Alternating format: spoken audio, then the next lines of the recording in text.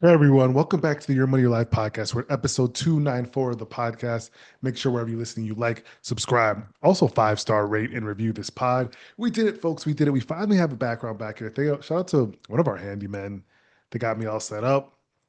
Still more to do, still more to do in my office. We got space, we got to do some things, but we're getting there. We're busy. We have so much to do. But I'm glad I like it. So wife helped me pick out these pictures, and I believe this one is Minneapolis. This one being Chicago. I do have a New York one. My three favorite places in the world. I've lived and done this thing called life. Born and raised in Minneapolis. Um, Spent my business school times in Chicago, and of course, New York, the greatest city on earth. Lived there for many years before we made the journey to the suburbs. And so, hey, you got to represent, you got to show love to the place that you've been. So that's what we got going on. Let's jump into the episode. There is a bit to talk about, not crazy. There's a couple huge things that we do need to discuss today. Um, huge things. Let's first do the market update. I didn't even pull up our handy dandy chart. Remember when they used to say handy dandy in school? Handy dandy, our handy dandy chart. And we're looking at the S&P 500 ETF, the Spider S&P 500 ETF Trust, showing that the market is it's kind of plugging away early. It's strong gains this morning. Over the past month, we've seen 2.5% increase, and on a year-to-date basis, we're up 11%.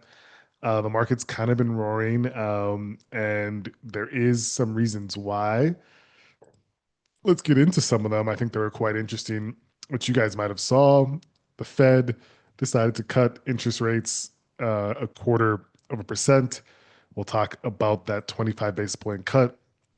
There's only one dissenting opinion, so you had the federal chairs, the federal board members, and all of them voted the same way. A 25 basis point cut. There was one dissenting opinion that wanted half a percentage point cut, so more of a cut. But again, the market's acting in kind, likes what they heard. They heard Jerome Powell's comments. He said inflation was ticking up a little bit, and he also said that the economy was slowing. So they were being careful in his comments that he had yesterday afternoon, meaning Wednesday afternoon for those listening Thursday today when we first release. So that's the big story. But if you look at the market again, we've had some strong times and we still are in some strong times. Despite what's going on economically, you could probably feel it. Maybe people do feel it. There's a little bit difference in the air. Jobs are harder to get.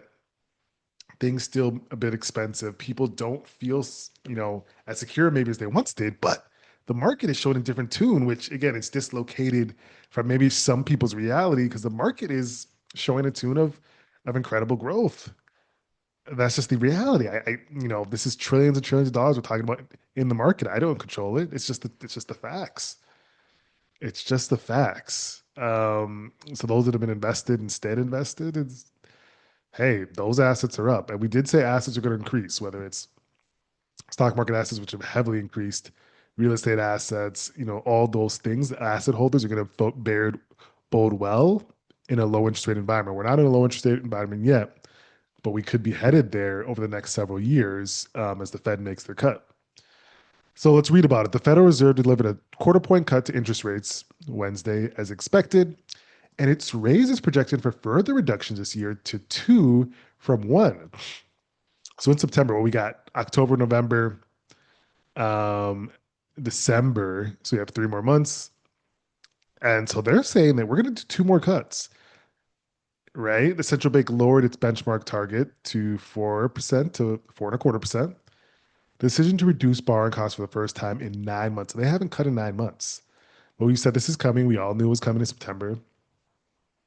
11 of the 12 members voted to lower 25 basis points, just what I was telling you, with the lone dissenting opinion by newly confirmed Fed Governor Steve Moran, who called for a half point cut. So this is an administrator of the Trump administration. He was placed in and voted as a Fed governor. He said he wanted a half a point cut. The administration has said that they want cut faster and harder. They want cuts faster and harder. They think inflation is nothing to worry about, and they just want to cut and spur growth. And so that's going to be a hard balance between the Fed and what the administration wants and what the economy needs, right? Like that's a hard balance because again, when the more you cut, you can cut and it could be good, it could spur growth, but then inflation could creep back in and make things much more expensive for lower middle class, right? And so it's a very hard balance, and that's what they're dealing with. But you see there, we did get the quarter point cut, and that's we're seeing this market react in kind.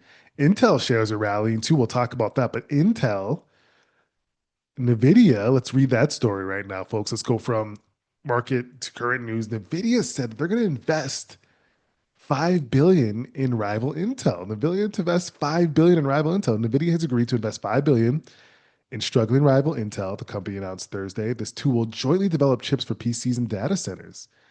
News of the deal boosted Intel shares as much as 26% pre-market.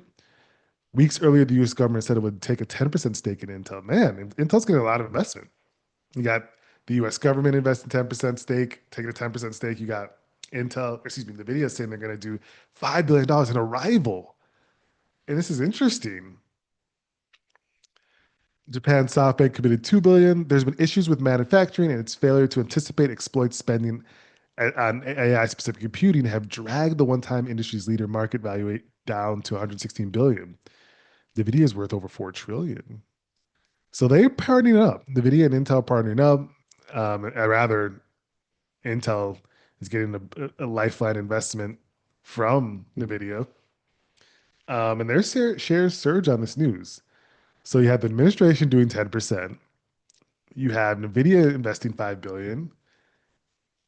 And, it's the collaboration they're saying. NVIDIA said this is a historic collaboration, tightly couples NVIDIA's AI and accelerated computing stack with Intel CPUs and a vast 886 ecosystem, x86 ecosystem, a fusion of two world-class platforms. Together, we will expand our ecosystems and lay the foundation of the next era of computing. This is from NVIDIA's CEO in their joint statement. Intel will build x86 central processing units for NVIDIA's platforms as well. So again, you're seeing AI computing, a lot is going on in this realm, and there's data, there's infrastructure, there's computing power, there's chips. All this stuff is going to take lots of money to get done. Scenario band together to do that. So that's quite interesting. I didn't expect it, and I guess no one heard unless the insiders. This is really interesting news. It's tech time, man. Did anyone else update their phone to the iOS 26? I like it so far. Had my brother updated his. He's iffy on it, but I like it. I like the new update. Got some different things going on. It's cool. I don't know. I haven't heard much about the iPhone 17, but I like tech, and I'll have to check it out. But new interesting technology. Meta debuted $800 smart glasses. They unveiled the latest line of smart specs, including four new AI-powered glasses. So Zuckerberg debuted the company's first line of consumer-ready Ray-Ban display glasses that featured built-in display and AI integration. It's an effort for Meta to build consumer electronic ecosystem. Meta, the best in social, the best in communication, messaging, but they've always wanted to master hardware, and he never did. Remember the Facebook phone? There's a commercial where he was on a plane and all that stuff. It just never happens. He's never mastered hardware like Apple. He wants to get into hardware because he's mastered everything else. Social media, operating system, but he just has not gotten to hardware. And so that's what their big push. But for those that are techies, like, I love this. I might check it out. What happened to the other big headsets that the virtual reality headsets? Those kind of went away. But the second generation Ray-Ban smart glasses has double the battery life. It features a 12 MP wide angle camera and a screen in the right lens and the hand gesture detection. So interesting. So again, for the techies, we'll have to check it out. But that's being, released. And then you also saw that the iOS 26 operating system came out as well. So yeah, you're seeing a lot going on in technology. Intel Surge. I don't know if you guys saw this is a non-tech and it's business related, but it's somewhat different. ABC pulled Jimmy Kimmel show off air indefinitely. So there was comments made, and I guess I haven't really read the whole thing, but I just saw it. I knew that ABC, Jimmy Kimmel's been a staple on ABC, and so you're seeing an interesting thing going on here. So lots going on in news, lots going on in updates for technology, basically. And again, the market's acting in kind. The market acting in kind with what's going on, but the market seems to like so far what's been revealed. Um, so that's big news, folks. Let's get the personal finance question of the week. I thought this was an interesting question. We don't have this many young listeners, but if you think about it, the question is what percentage of US Gen Z investors begin investing before the age of 18? Some teens are waiting until adulthood to start investing. How early do you think they began? And the answer is 25%. I already saw, but the answer is 25% Gen Z US investors before the age of 18. Canada was second behind us with 24. The UK was at 22%, and China only at 7%. If earliest I started investing was probably early 20s, I would say. I think I really got into my early 20s. I'd say like 2021. Yeah. I wonder what was your first time? Really, that's a good question. Um, really good question.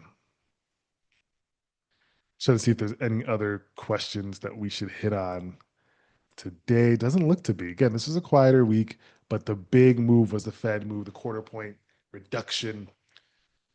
Now it's finding out that we're going to get potentially two more reductions in this year before we get into 2020. It's crazy. 2025 is almost over. Can you guys believe it? 3 months. We're in September already, man. The summer flew by. But also, folks, make sure you share, display, give this to your fans, family, and friends. We are doing more daily posts on TikTok. I'm still posting daily on TikTok. We're gonna do it. We're gonna do it for at least 100 days. Might increase it from at least one a day to two. We might. We might. I haven't decided that yet. Just depending if I'm inspired enough to do so. But make sure you like, share this with your family and friends. We keep growing this community, and we will talk to you next week.